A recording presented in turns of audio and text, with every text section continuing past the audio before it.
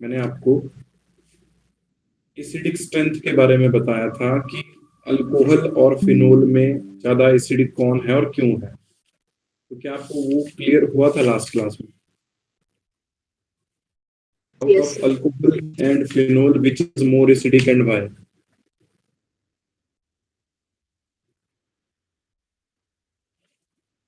बता सकता है कोई मुझे?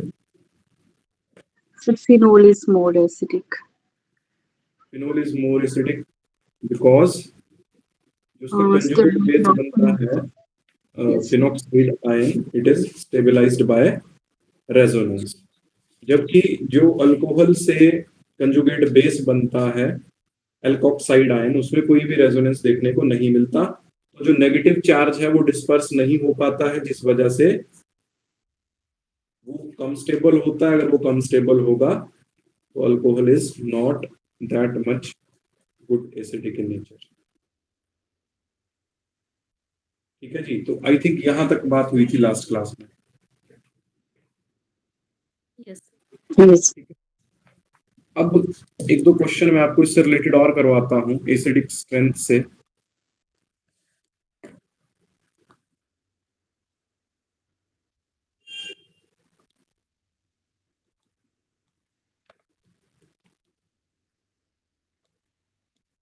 तो एक क्वेश्चन है हमारे पास, मैंने आपको 3 अलग अलग कंपाउंड दिए हैं। This is your first compound, this is your second compound and this is your third compound. You have to compare their acidic strength. Order में लिखना है इसको, ठीक है? आउट ऑफ 1, 2 और 3 which is more acidic and why. अगर आपको ध्यान हो तो जब मैंने आपको जनरल ऑर्गेनिक केमिस्ट्री करवाई थी तो वहां पर मैंने आपको एक चीज बताई थी कि जो इलेक्ट्रॉन विड्रॉइंग ग्रुप होते हैं वो एसिडिक स्ट्रेंथ को इंक्रीज करते हैं, और जो इलेक्ट्रॉन डोनेटिंग ग्रुप होते हैं वो एसिडिक स्ट्रेंथ को डिक्रीज करते हैं। ठीक है जी, तो यहां पर मैं देखूंगा तो यहां पर कौन सा ग्रुप लगा है? NO2 ग्रुप लगा है। अब NO2 ग्रुप कैसा ग्रुप है? Triangle. It is a electron withdrawing group.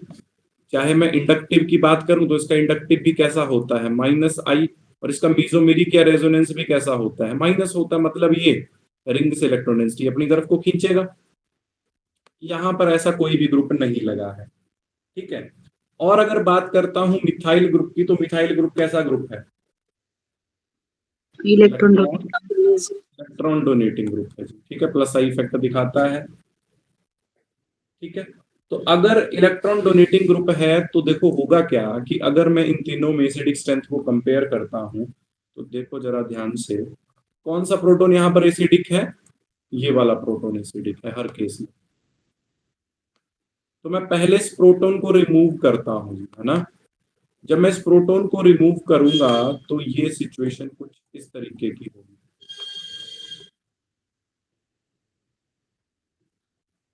Second case में ये सिचुएशन इस तरीके की होगी प्रोटॉन रिमूव करने के बाद, और थर्ड केस में ये सिचुएशन कुछ इस तरीके की होगी।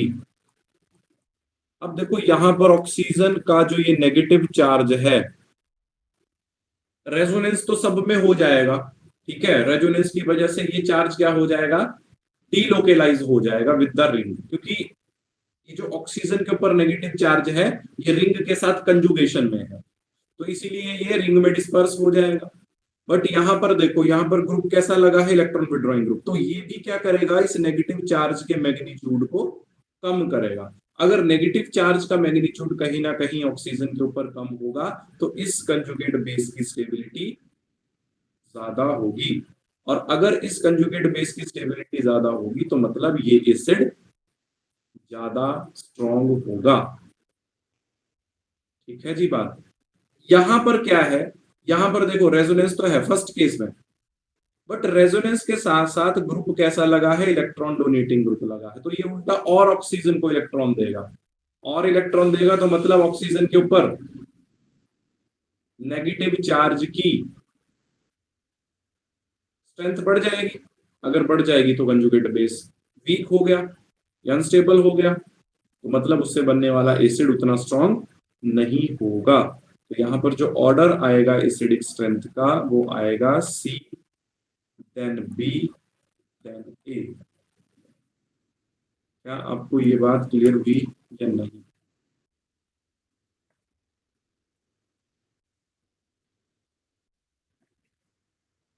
Yes, sir. Okay, next topic है हमारा इसमें ऑक्सीडेशन ऑफ अल्कोहल। ठीक है जी, next topic is oxidation of alcohol.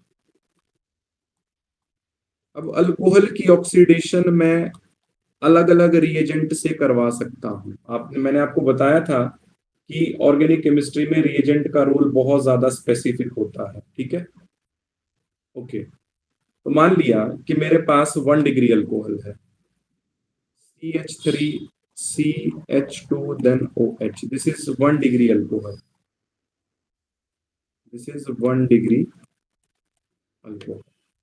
ठीक है जी, अब मैं अलग अलग ऑक्सीडाइजिंग एजेंट लेता हूं। पहला ऑक्सीडाइजिंग एजेंट ले लिया मैंने, क्रोमियम ऑक्साइड CrO3। अब ये CrO3 क्या है? It is a mild oxidising agent. ठीक है, सिमिलरली एक और ऑक्सीडाइजिंग एजेंट होता है जिसको लिखता हूं PCC। PCC का मतलब pyridinium क्लोरोक्रोमेट, ये भी माइल्ड ऑक्सीडाइजिंग एजेंट होता है। और एक ऑक्सीडाइजिंग एजेंट का आपको बहुत अच्छे से पता है, KMnO4 इन एसिडिक मीडियम। कैसा ऑक्सीडाइजिंग एजेंट होता है ये? KMnO4 in acidic Strong. Medium is strong oxidising agent. तो देखो, मैं आपको एक चीज क्लियर करता हूं। अगर मैं अल्कोहल की, ध्यान से देखना, मान लिया कि मेरे पास कोई 1 डिग्री अल्कोहल है।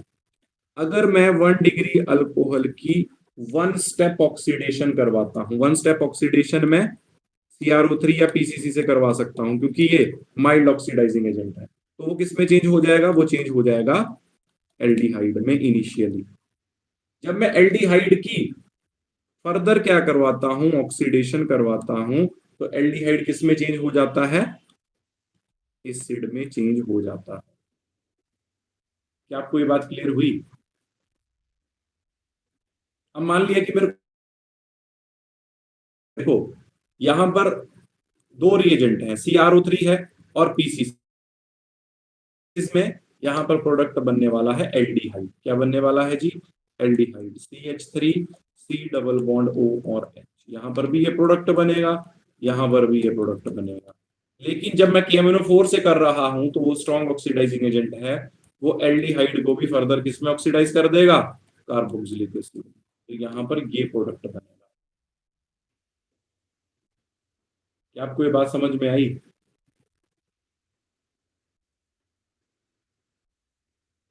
यस और नो? Yes. प्राइमरी अल्कोहल जो है वो ऑक्सीडाइज, मतलब ऑक्सीडेशन करवाने पर एल्डिहाइड में चेंज हो गया। अब अगर मैंने प्राइमरी अल्कोहल की ऑक्सीडेशन कराई तो उसमें मेरे को अलग अलग ऑक्सीडाइजिंग एजेंट लेने पड़े। कुछ ऑक्सीडाइजिंग एजेंट माइल्ड होते हैं और कुछ होते हैं स्ट्रॉन्ग। जो माइल्ड ऑक्सीडाइजिंग एजेंट होंगे वो प्राइमरी अल्कोहल को एल्डिहाइड में ही चेंज कर पाएंगे, जबकि अगर कोई स्ट्रॉन्ग ऑक्सीडाइजिंग एजेंट होगा तो वो प्राइमरी अल्कोहल को डायरेक्टली किसमें चेंज कर देगा? कार्बोक्सिलिक एसिड में, जैसा कि यहां देखने को मिला। ठीक है जी बात, ओके। अगर मान लिया कि अल्कोहल मेरे पास 2 डिग्री है, तो 2 डिग्री अल्कोहल की ऑक्सीडेशन करवाने पे क्या बनेगा जी बताओ? 2 डिग्री की अल्कोहल की जब मैं ऑक्सीडेशन करवाऊंगा यूजिंग CrO3, तो क्या बन जाएगा यहाँ पे? यहाँ पे बन जाएगा कीटोन। Phenol. यहाँ पर कीटोन बन जाएगा। ठीक, और जबकि अगर बात करता हूं 3 डिग्री अल्कोहल की, तो 3 डिग्री अल्कोहल की ऑक्सीडेशन नहीं हो पाती है। कितने डिग्री अल्कोहल है ये 2 डिग्री है और ये 3 डिग्री है। तो 3 डिग्री का रिएक्शन जब CrO3 के साथ करूंगा then no product is formed. Clear है आपको बात?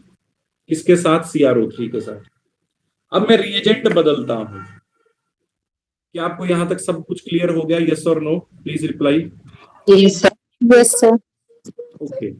अब देखो एक और रिएजेंट हम यूज करते हैं अल्कोहल की ऑक्सीडेशन करवाने के लिए, कॉपर 300 डिग्री सेल्सियस।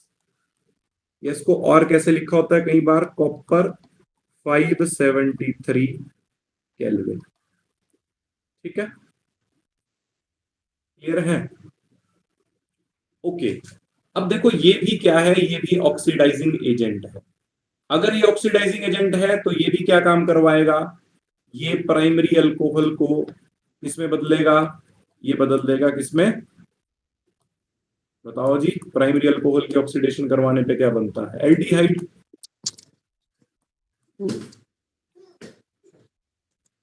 ठीक है जी। इन द सिमिलर वे अगर सेकेंडरी अल्कोहल का रिएक्शन कॉपर 300 डिग्री सेल्सियस के साथ ऑक्सीडेशन करवाई जाए तो बन जाएगा कीटोन।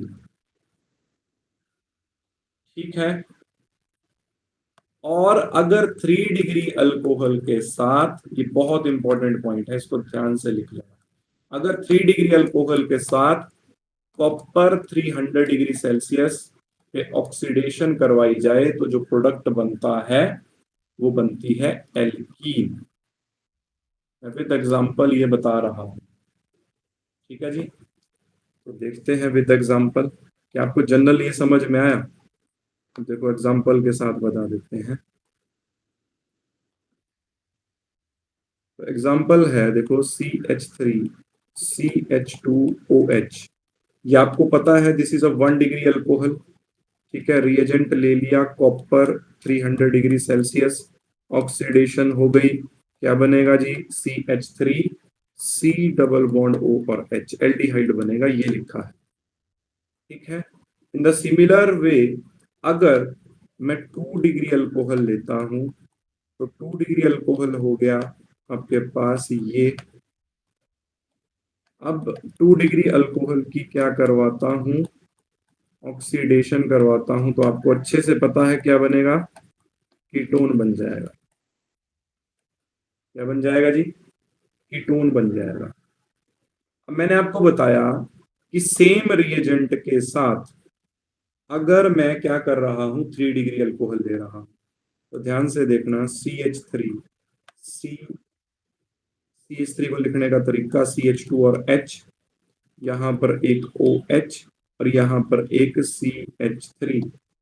ठीक है, this is copper 300 degree Celsius and oxidation.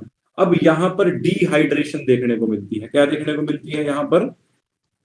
Dehydration. Dehydration का मतलब रिमूवल ऑफ वाटर। तो देखो वाटर का रिमूवल कैसे होगा, जरा ध्यान से देखेंगे। देखो ये H जो होगा, ये वाला H, ये अपने इलेक्ट्रॉन या ये बॉन्ड यहां पर माइग्रेट हो जाएगा। ठीक है, तो यहां पर डबल बॉन्ड बन जाएगा और ये OH as a leaving group यहां से बाहर हो जाएगा इलेक्ट्रॉन लेके। ठीक है, तो ये H पॉजिटिव बन गया क्योंकि इसने इलेक्ट्रॉन दे दिए, और इस ये अपने इलेक्ट्रॉन वापस से ले आया अपने साथ, ये OH नेगेटिव बन गया। तो H पॉजिटिव और OH नेगेटिव का मतलब क्या हो गया? वाटर बाहर। ठीक, तो ये क्या बन गया? CH3C, यहां पर एक नया बॉन्ड बन गया, डबल बॉन्ड CH2 और CH3। तो ये क्या बन गया जी? ये बन गई एल्कीन। क्या आपको ये सारी बातें क्लियर हुई? Yes sir. सर आपने पीछे बताया कि जब हम क्रोमियम ऑक्साइड के साथ करते हैं 3rd डिग्री को तो प्रोडक्ट नहीं बनता है, जी लेकिन जब हम कॉपर 300 डिग्री सेल्सियस और उसकी ऑक्सीडेशन करते हैं तब वो एल्कीन्स बनाती हैं। जी मींस रिएजेंट जो है वो उसमें फर्क जो हम ये ले रहे हैं कैटलिस्ट वगैरह जो यूज रिएजेंट का रोल बहुत स्पेसिफिक होता है, बहुत स्पेसिफिक काम करवाता है। अब देखो ये काम अगर CrO3 से हो पाता तो मैं दूसरा रिएजेंट यूज ही नहीं करता। तो रिएजेंट का रोल बहुत स्पेसिफिक है, हर रिएजेंट का बहुत स्पेसिफिक रोल है। अगर आपने रिएजेंट का रोल समझ लिया तो मतलब आपने ऑर्गेनिक केमिस्ट्री समझ ली। बाकी तो देखो इसमें कुछ भी नहीं करना है।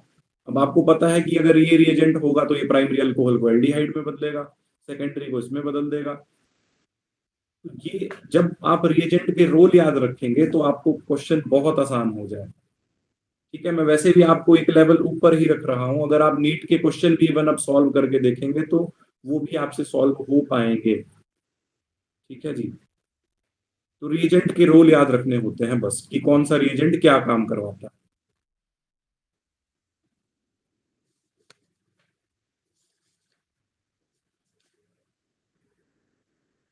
अब नेक्स्ट हम ईथर के बारे में स्टडी करेंगे जी। Next topic is ether.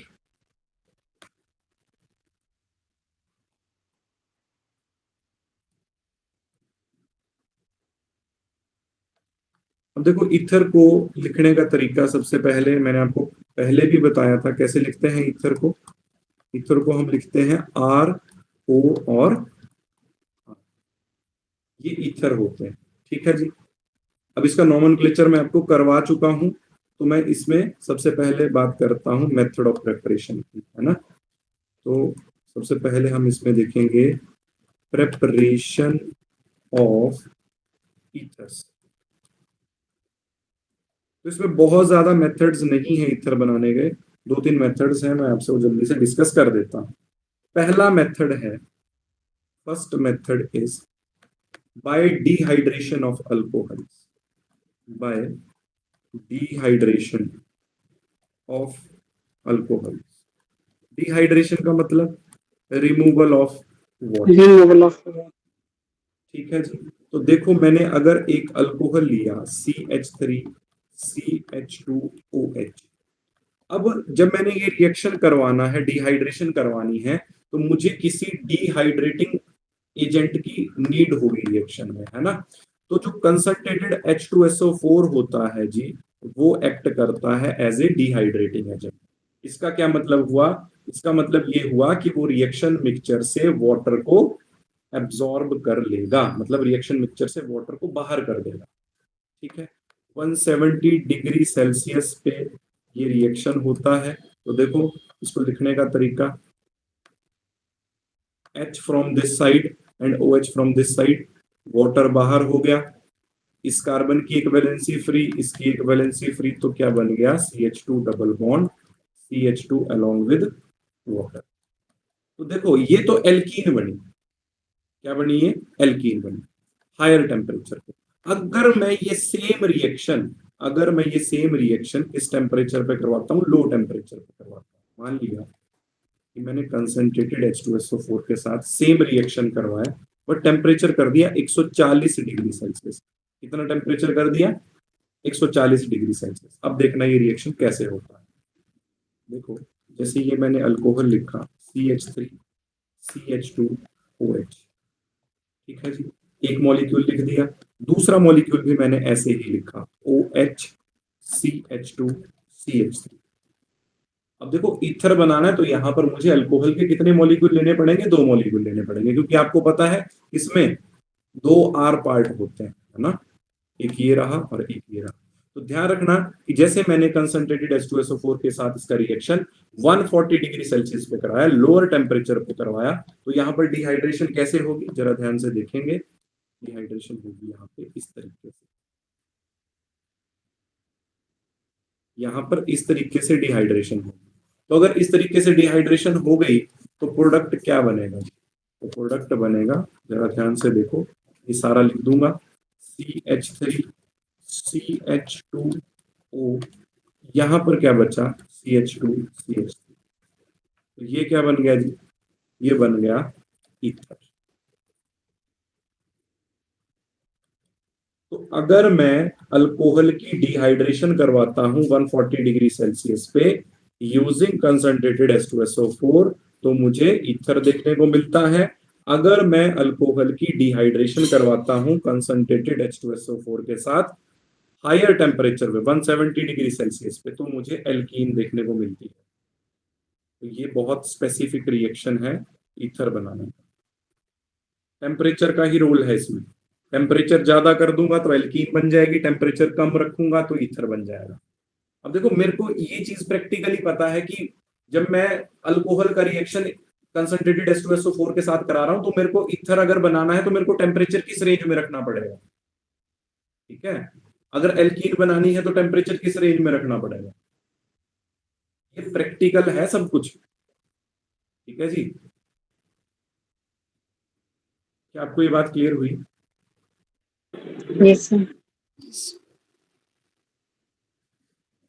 Next जो है नेमिंग रिएक्शन ईथर बनाने का, सिर्फ और सिर्फ एक ही नेमिंग रिएक्शन है, उसका नाम है विलियमसन सिंथेसिस। बहुत इंपॉर्टेंट रिएक्शन है। रिएक्शन का क्या नाम है जी? रिएक्शन का नाम है विलियमसन सिंथेसिस। कई बार तो आपसे यही पूछ लिया जाएगा कि ईथर की प्रेपरेशन किस मेथड से हो सकती है। ऑप्शंस आपको दे देगा और आपको पता लग जाएगा कि ये विलियमसन सिंथेसिस से ईथर बनता है, ठीक है। अब मैं आपको ये रिएक्शन बताता हूं कि रिएक्शन कैसे होता है। अब इस रिएक्शन में होता क्या है जी? इस रिएक्शन में मैं एल्काइल हैलाइड का रिएक्शन करता हूं, किसके साथ? एल्कोक्साइड के साथ। इसके साथ रिएक्शन करता हूं, एल्कोक्साइड के साथ रिएक्शन करता हूं, और क्या बनता है? ईथर बनता है। अब एल्कोक्साइड कहां से आएगा? कहां से आएगा जी एल्कोक्साइड? अल्कोहल। अल्कोहल से, ठीक है। अब देखो, मान लिया कि मैं पहले आपको ये जनरल बता रहा हूं, मैंने आर एक्स एल्काइल हैलाइड दे दिया, ठीक है। आपको पता है आर एक्स एल्काइल हैलाइड होता है, और आर डैश ओ नेगेटिव मैंने एल्कोक्साइड आयन ले लिया। तो अब होगा क्या कि ये जो O नेगेटिव है, ये O नेगेटिव इस R के ऊपर अटैक करेगा। R के ऊपर जैसे ही ये अटैक करेगा तो ये यहां से X जो है वो बाहर निकल जाएगा, ठीक है।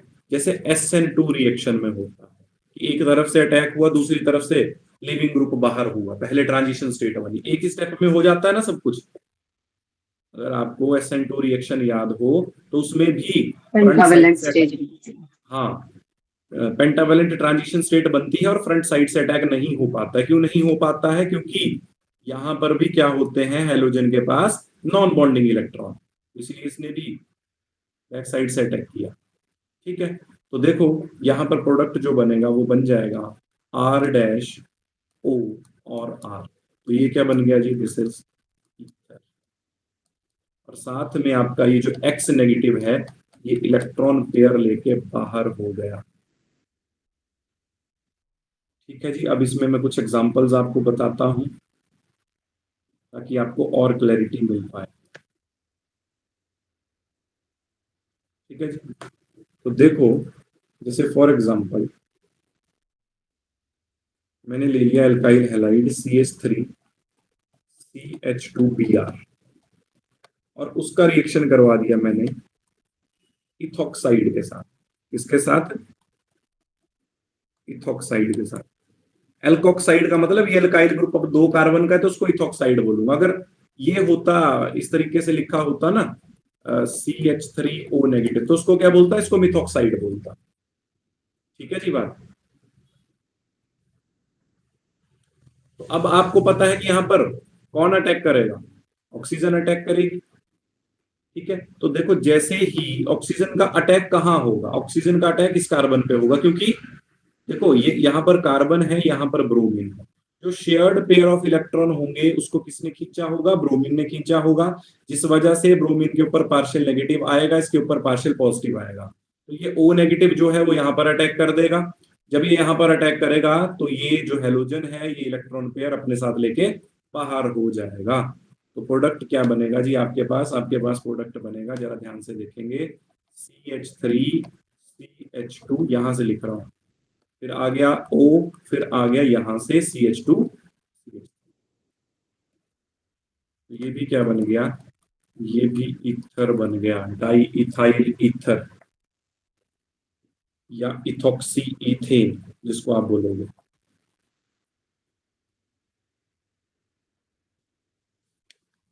क्लियर है जी ये बात? Yes yes sir. तो ये दो मेथड हैं पर्टिकुलरली ईथर बनाने के। इसमें ईथर में कुछ ज्यादा कुछ है नहीं बताने के लिए, तो आप ये दोनों मेथड याद रखना। एक बन सकता है बाय डिहाइड्रेशन ऑफ अल्कोहल, और उस डिहाइड्रेशन में भी ध्यान रखना कि लोअर टेम्परेचर पे ईथर बनता है, हायर टेम्परेचर पे एल्कीन बनती है। और दूसरा नेमिंग रिएक्शन मैंने आपको बता दिया, विलियमसन सिंथेसिस। विलियमसन सिंथेसिस में क्या होता है, एल्काइल हैलाइड का रिएक्शन करवाता हूं एल्कोक्साइड से, ठीक है। तो एल्कोक्साइड आयन जो होता है उसमें जो ऑक्सीजन होती है वो ऑक्सीजन अटैक करती है उस कार्बन के ऊपर जिसके साथ हेलोजन जुड़ी हुई होती है, और ईथर की फॉर्मेशन हो जाती है using SN2 mechanism.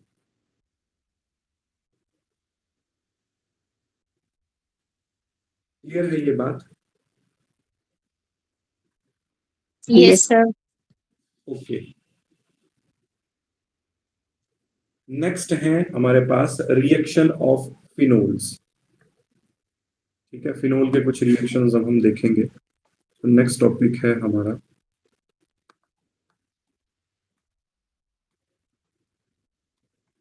Reaction of phenols. अब आपके अकॉर्डिंग फिनोल कैसे रिएक्शन दे सकता है? बहुत आसान है ये क्वेश्चन। अगर मैं आपसे पूछूं कि फिनोल कौन से रिएक्शन देगा, मैंने बहुत अच्छे से इसको बार बार एक्सप्लेन किया है। अगर आप फिनोल को जरा ध्यान से देखोगे जी, फिनोल को अगर आप जरा ध्यान से देखोगे तो यहां पर ऑक्सीजन के पास क्या है, नॉन बॉन्डिंग इलेक्ट्रॉन है, जो कि रिंग के साथ किस में आएंगे, कंजुगेशन में आएंगे। ये OH ग्रुप कैसा ग्रुप है? अगर मैं इसके रेजोनेंस की बात करता हूं, रेजोनेंस की बात करता हूं तो कैसा इफेक्ट है इसका, +R या +M। +R +M का मतलब कि ये रिंग में इलेक्ट्रॉन डेंसिटी को इंक्रीज करेगा डिक्रीज करेगा? बताओ जी बात। डिक्रीज।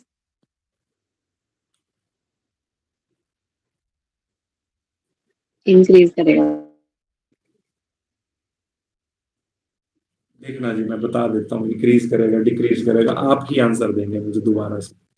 देखो इसने ये इलेक्ट्रॉन रिंग में दिए, ये इलेक्ट्रॉन आगे माइग्रेट हो गए। ये मैं बहुत बार बना चुका हूँ, आपको भी ये बात पता है कि मैं कितनी बार रेजोनेटिंग बना चुका हूँ। कल भी मैंने फिनॉक्साइड के रेजोनेटिंग बनाए थे या नहीं बनाए थे जी?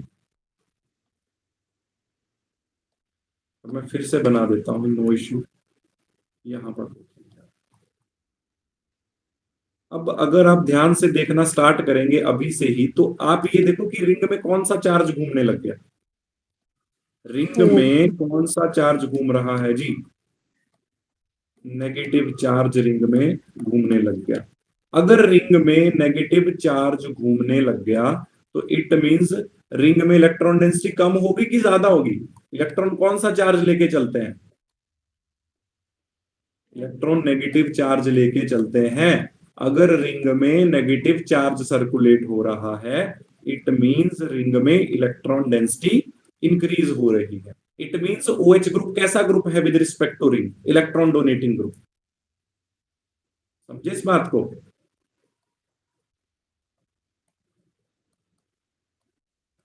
मैंने आपको एक चीज डायरेक्टली बताई थी कि जो भी एटम या एलिमेंट या ग्रुप रिंग के साथ कंजुगेशन में है और उसके ऊपर लोन पेयर ऑफ इलेक्ट्रॉन है, तो वो जनरली रिंग के साथ +R या +M इफेक्ट शो करता है। +R +M का मतलब ये हो गया कि वो रिंग में इलेक्ट्रॉन डेंसिटी दे रहा है। और अगर रिंग में, बेंजीन रिंग में इलेक्ट्रॉन डेंसिटी इंक्रीज होती है तो बेंजीन रिंग कौन से रिएक्शंस देता है? इलेक्ट्रोफिलिक सब्स्टिट्यूशन रिएक्शन जी। आई थिंक को 10 बार मैंने ये रिपीट कर दी होगी बात। ठीक है, तो अब आपको ये चीज पता लग गई कि बेंजीन में, ये जो फिनोल में जो OH ग्रुप है, ये रिंग में इलेक्ट्रॉन डेंसिटी दे रहा है, तो ये रिंग को एक्टिवेट कर रहा है किस चीज के लिए? इलेक्ट्रोफिलिक सब्स्टिट्यूशन रिएक्शन के लिए। अब इलेक्ट्रोफिलिक सब्स्टिट्यूशन रिएक्शंस क्या क्या होते हैं? जैसे नाइट्रेशन, हेलोजिनेशन, है ना? ठीक है जी बात। और क्या प्रोडक्ट बनेगा? प्रोडक्ट आपको पता है क्या बनेगा, ऑर्थो और पैरा, क्योंकि नेगेटिव चार्ज कहां कहां इंक्रीज हो रहा है with respect to H group, ortho और पैरा पोजीशन पे, तो इसलिए जो इलेक्ट्रोफाइल होगा वो कहां सब्स्टिट्यूट होगा, ऑर्थो और पैरा पोजीशन पे। इट इज क्लियर और नॉट? Yes sir. तो फर्स्ट है नाइट्रेशन। तो नाइट्रेशन का ये मतलब हुआ जी कि जैसे मैंने फिनोल का रिएक्शन इसके साथ करवाया, नाइट्रिक एसिड के साथ करवाया, डाइल्यूट HNO3 के साथ, तो यहां पर आपको पता है कि यहां से इलेक्ट्रोफाइल क्या आता है। What is the electrophile in nitration? बहुत बार बता चुका हूं, जल्दी से आंसर दो। नाइट्रेशन में क्या चीज इलेक्ट्रोफाइल की तरह काम करती है? कौन सा ग्रुप नाइट्रेशन में इलेक्ट्रोफाइल की तरह काम करता है? Nitro group NO2 positive. ठीक है जी, कहां कहां जुड़ेगा? ऑर्थो पे और पैरा पे। बहुत आसान है सब कुछ अगर आप ध्यान से समझेंगे तो, ज्यादा दिमाग लगाने की आवश्यकता कहीं पे है ही नहीं। अब देखो, अगर मैं यही फिनोल का रिएक्शन कंसंट्रेटेड HNO3 के साथ कर देता हूं तो सारी की सारी ऑर्थो और पैरा पोजीशन ऑक्यूपाई हो जाएंगी। यहां पर भी NO2 आएगा, यहां पर भी NO2 आएगा, और यहां पर भी NO2 आएगा। इसका नाम क्या होता है आपको ऑलरेडी पता है। What is the name of this compound?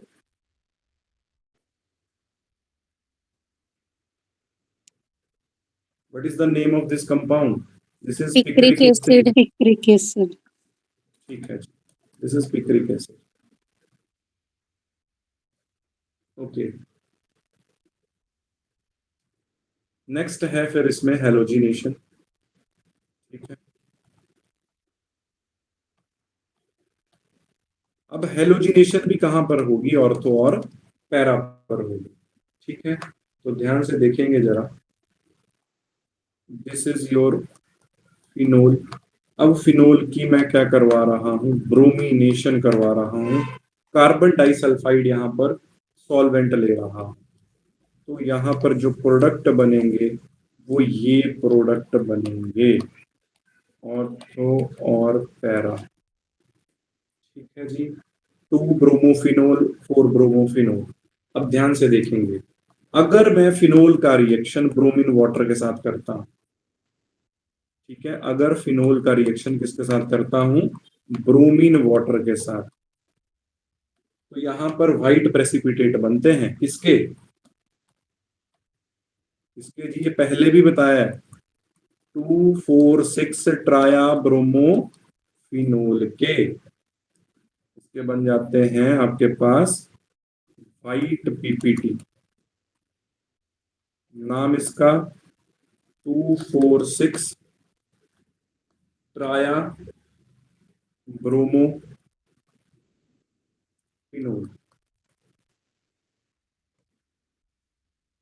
ठीक है जी बात।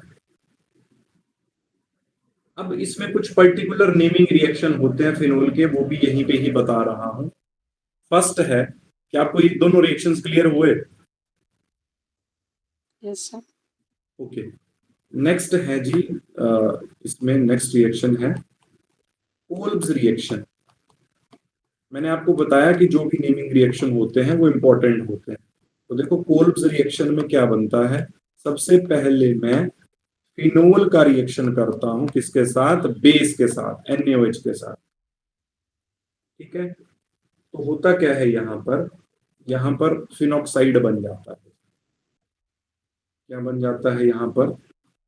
फिनॉक्साइड, O नेगेटिव और Na positive. This is sodium phenoxide. इस तरीके से बन जाता है।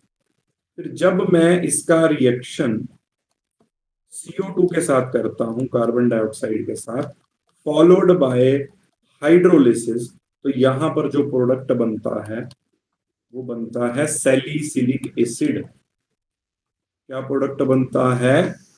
सैलिसिलिक एसिड, या इसको आप क्या बोल सकते हो? 2 हाइड्रोक्सी बेंजोइक एसिड।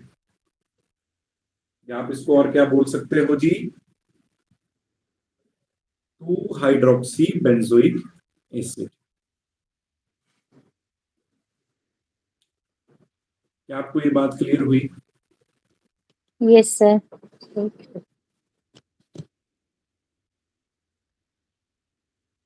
तो नेमिंग रिएक्शन में ना आपको किस प्रोडक्ट से क्या प्रोडक्ट बनता है एटलीस्ट वो तो याद होना ही चाहिए। अगर मान लिया कि मैं कल को पूछ लूं कि कोल्ब्स रिएक्शन में फिनोल से क्या बनता है, तो आपको पता होना चाहिए कि फिनोल से क्या बनता है, सैलिसिलिक एसिड या 2 हाइड्रोक्सी बेंजोइक एसिड। ठीक है,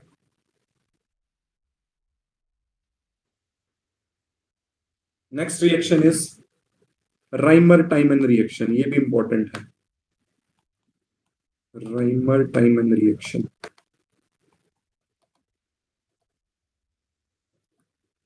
डबल एन है ना। अब इसमें भी क्या होता है जी कि फिनोल का रिएक्शन इनिशियली मैं क्लोरोफॉर्म के साथ करवाता हूं, CHCl3 और एक्वस NaOH यहां पर लेता हूं। कई बार ये क्वेश्चन नीट में जेई में आ चुका है कि राइमर टाइमर रिएक्शन में क्या इंटरमीडिएट बनता है, तो उसमें ध्यान रखना है इसमें जो इंटरमीडिएट बनती है वो कार्बीन बनती है। ठीक है, अब देखो जब मैंने फिनोल का रिएक्शन क्लोरोफॉर्म और एक्वस NaOH के साथ करवाया तो यहां पर एक इंटरमीडिएट बना। What are intermediate?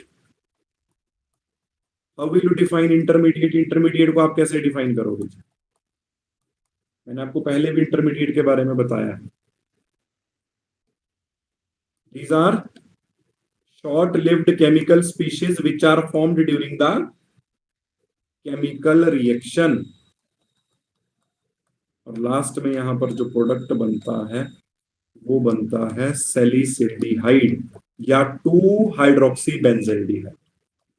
इसको बोलूंगा सैलिसैल्डिहाइड।